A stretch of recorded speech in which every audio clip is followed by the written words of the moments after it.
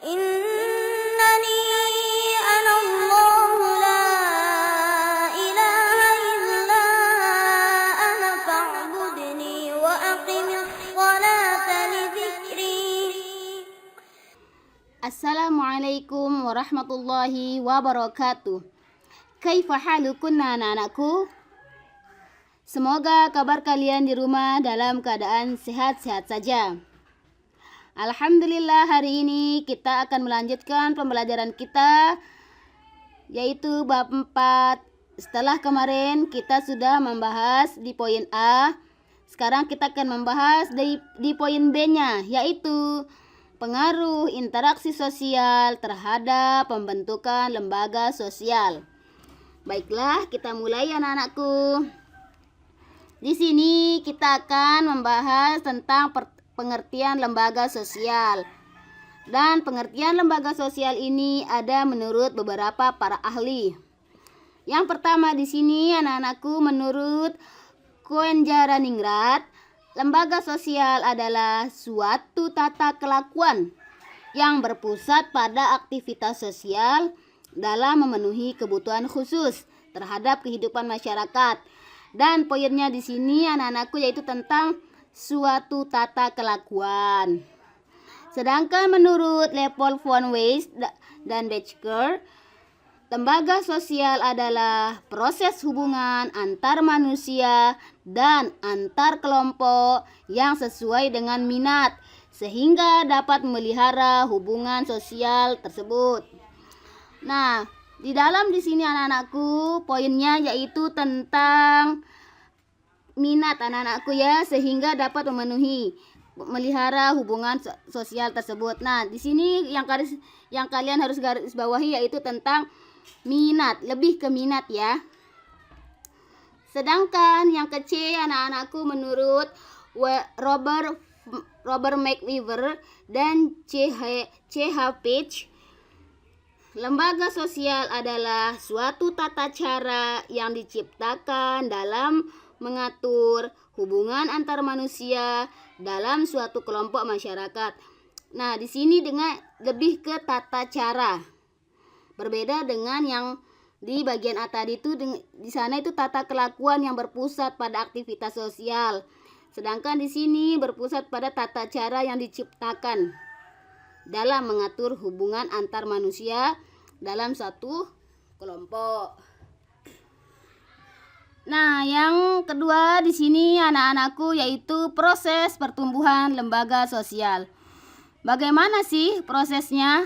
Nah, yang pertama di sini anak-anakku melalui di sini ada dua cara ya. Yang pertama secara terencana, yaitu lembaga sosial yang lahir secara bertahap.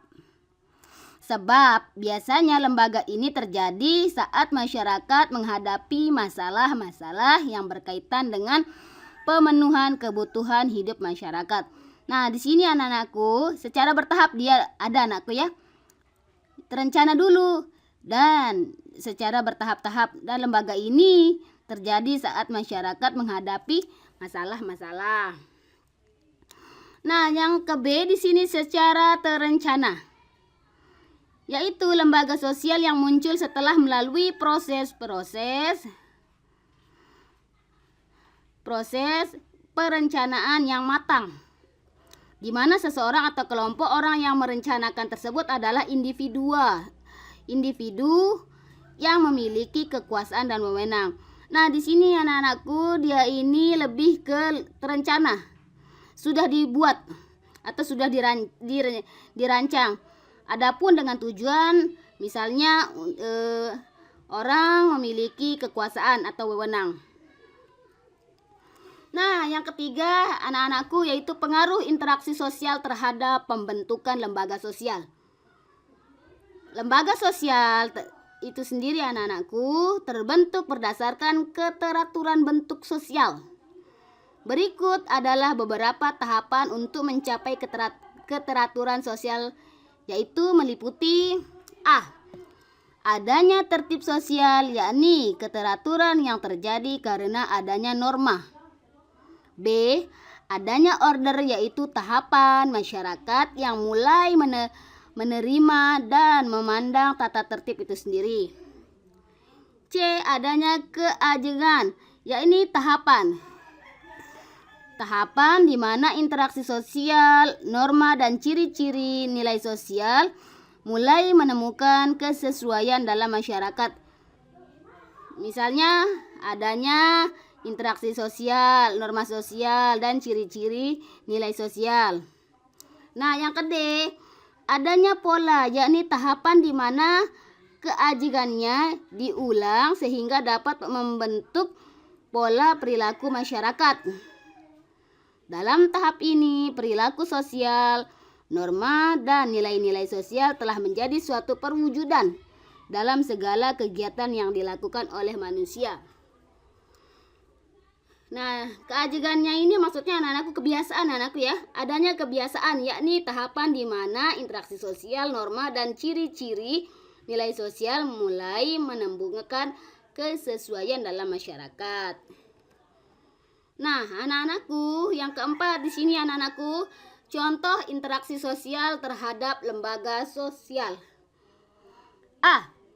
Kebutuhan akan adanya interaksi antar guru dan murid sehingga mendorong terbentuknya lembaga pendidikan seperti sekolah.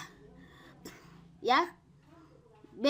Kebutuhan akan adanya interaksi antara dokter atau perawat dengan pasien sehingga mendorong terbentuknya lembaga kesehatan seperti rumah sakit atau klinik pengobatan. C. Lembaga dalam menyelesaikan permasalahan dan pelanggaran sosial membutuhkan adanya interaksi antar hakim dan pelaku sehingga mendorong lembaga sosial terbentuk seperti pengadilan atau kantor hukum. D. Kebutuhan akan adanya interaksi antar ulama dengan jamaahnya sehingga mendorong terbentuknya lembaga agama seperti lembaga dakwah dan lain-lain. E. Kebutuhan terhadap makan dan minum mendorong terbentuknya lembaga sosial seperti toko dan swalayan. F. Kebutuhan sandang atau pakaian mendorong terbentuknya lembaga sosial seperti pasar atau swalayan. Dan yang terakhir anak-anakku, kebutuhan untuk perkawinan mendorong terbentuknya lembaga sosial seperti KUA. Nah, anak-anakku, kesimpulan dari materi ini adalah di mana lembaga sosial itu ada karena adanya kebutuhan manusia. Misalnya kan di sini anak-anakku, kalau seseorang ingin pintar dan mau belajar, makanya didirikanlah sebuah sekolah. Dan pada saat manusia ingin berobat atau seseorang ingin berobat, tentu saja didirikannya sebuah rumah sakit. Intinya anak-anakku, lembaga sosial itu di mana masyarakat bisa mengatasi masalah-masalahnya. Seperti tadi di bidang kesehatan, pendidikan, hukum, dan sebagainya. Alhamdulillah anak-anakku, itulah pemaparan materi kita pada hari ini. Adapun tugas kalian, mencatat materi semua slide di video ini. Kedua, mencatat di buku catatan. Ingat, jangan dipisah-pisah dengan materi sebelumnya anak-anakku ya. Ini adalah bab baru, berarti lembaran baru. Catatan tidak dikumpulkan atau tidak dikirim. Ingat, pada semester ini kalian sudah ada 4 bab yang kalian selesaikan. Ada bab 4 dan latihan-latihan sebelumnya. Anak-anakku, sampai di sini. Jazakumullah khairan katsiran. Assalamualaikum warahmatullahi wabarakatuh.